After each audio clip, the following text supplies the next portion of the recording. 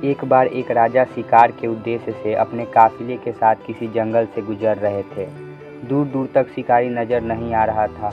वे धीरे धीरे घनघोर जंगल में प्रवेश करते गए। अभी कुछ ही दूर गए थे कि उन्हें कुछ डाकुओं के छिपने की जगह दिखाई दी। जैसे ही वे उसके पास पहुंचे कि पास के पेड़ पर बैठा तोता बोल पड़ा, पकड़ो पकड़ो, एक राजा आ रहा है। इसके पास बहुत सारा सामान होगा, लूटो लूटो, जल्दी आओ जल्दी आओ। तोते की आवाज़ सुनकर सभी डाकू राजा की ओर दौड़ पड़े। डाकुओं को अपनी ओर आते देखकर राजा और उसके सैनिक दौड़कर भाग खड़े हुए। भागते भागते कोसों दूर निकल गए। सामने एक बड़ा सा पेड़ दिखाई दिया। कुछ देर सुस्ताने के लिए उस पेड़ के पास चले गए।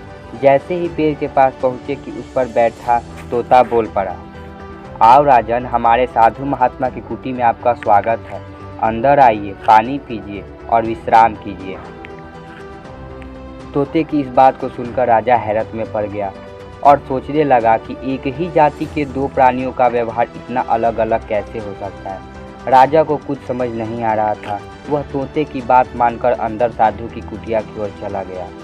साधु महात्मा को प्रणाम करके उसके समीप बैठ गया और अपनी सारी कहानी सुनाई और फिर धीरे से पूछा, ऋषिवर, इन दोनों तोतों के व्यवहार में आखिर इतना अंतर क्यों है? साधु महात्मा धैर्य से सारी बात सुन रहे थे और बोले, ये कुछ नहीं राजन, बस संगति का असर है। डाकुओं के साथ रहकर तोता भी डाकुओं की तरह व्यवहार करने लगा है और उनकी ही भाषा बोलने लगा है। अर्थात जो जिस वातावरण में रहता है वो वैसा ही बन जाता है।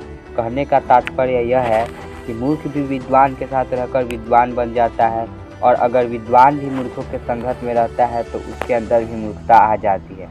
इसीलिए हमें संगति सोच समझ कर करनी चाहिए। धन्यवाद।